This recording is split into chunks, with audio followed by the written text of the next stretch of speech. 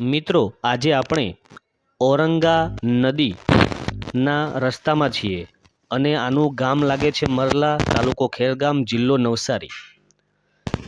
હવે આપણે જેમ જેમ આગળ વધીએ છીએ તેમ તેમ આપણને આ નદીનો પટ વિસ્તાર અને નદીની મધ્યમાં થઈને આપણે મરલા ગામમાં જઈશું, એટલે કે નદીની આ પારથી પેલી પાર જઈશું. આ પારથી પેલી પાર જવામાં આપણને રસ્તામાં નદીનો જૂનો બ્રિજ મળે છે અને આપણે જૂના બ્રિજથી ઉપરથી નદીના પેલા પાર જઈ રહ્યા છીએ. આ જૂના બ્રિજની ઠીક બાજુમાં જ એક નવો બ્રિજ બનીને તૈયાર થઈ રહ્યો છે.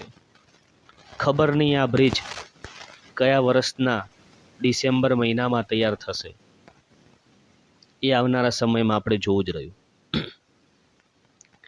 આપણે જેમ જેમ આગળ વધીએ છીએ તેમ તેમ ગામના લોકો આપણને એમ કહે છે કે આ નદીમાં કોઈ પણ પ્રકારનું મિશ્રણ પાણી, ગટર કે કોઈ પણ પ્રકારનું ગંદકી જોવા મળતી નથી. નદીનું પાણી બિલકુલ એકદમ શુદ્ધ છે અને સારું છે. આ નદીનું પાણી પહાડોમાંથી ઝળહળતું આવતું હોય છે, જે આપણને અહીંયા વિડીયોમાં જોવા મળે છે. પાણી બિલકુલ મિત્રો શુદ્ધ અને ચોખ્ખું જ છે. હવે આપણે થોડાક આગળ જઈએ છીએ.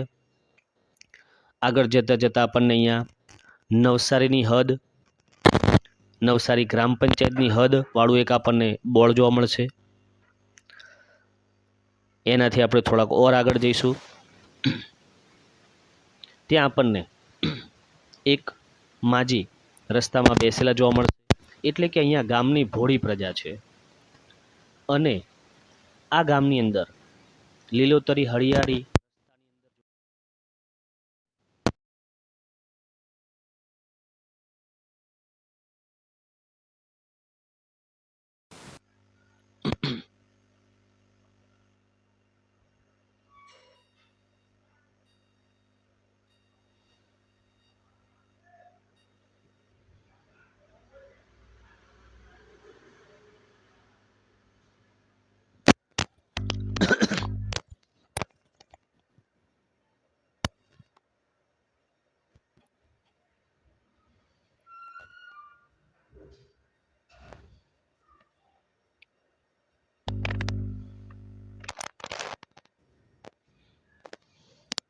કેમ બસ પતી ગયું?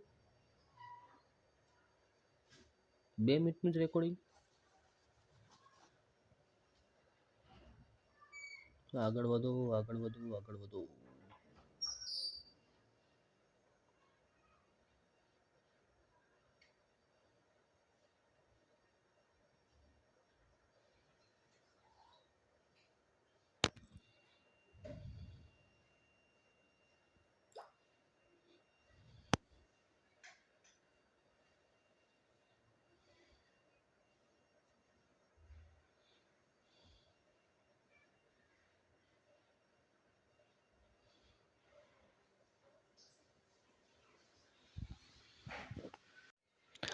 અહીંયા આપણે જેમ જેમ આગળ વધીએ છીએ તેમ તેમ આપણને આગળ ગાયોનું ધણ જતું જોવા મળે છે.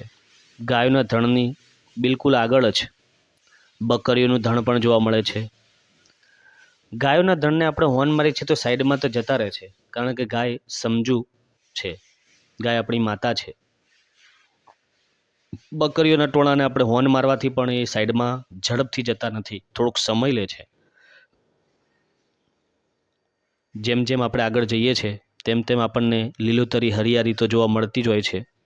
અને અહીં મિત્રો આપણે આ ગામની અંદર કાચા મકાનોની સાથે પાકા મકાનો પણ જોયા, ગામના લોકોની રહેણી કહેણી પણ જોઈ, ગામની લીલોતરી હરિયાળી, રોડ રસ્તા, કાચા રસ્તા, ગામની ભોળી પ્રજા.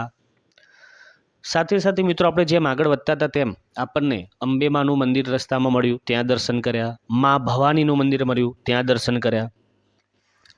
સ્વામિનારાયણ મંદિર સંપ્રદાયનું એક મંદિર પણ મળ્યું. ત્યાં થોડાક આગળ ગયા પછી આપણે ચીખલી પોલીસ સ્ટેશનની પણ મળીને વિઝિટ કરીને તેમના પોલીસ અધિકારીઓને મળ્યા. અધિકારીઓને મળીને પણ આપણને ખૂબ મજા આવી. તો મિત્રો આવી રીતે મારા વિડીયો આપ જોતા રહેજો, લાઇક, કમેન્ટ, શેર અને સબસ્ક્રાઈબ કરતા રહેજો અને અન્યોને પણ મારા વિડીયો શેર કરતા રહેજો. થેન્ક યુ મિત્રો.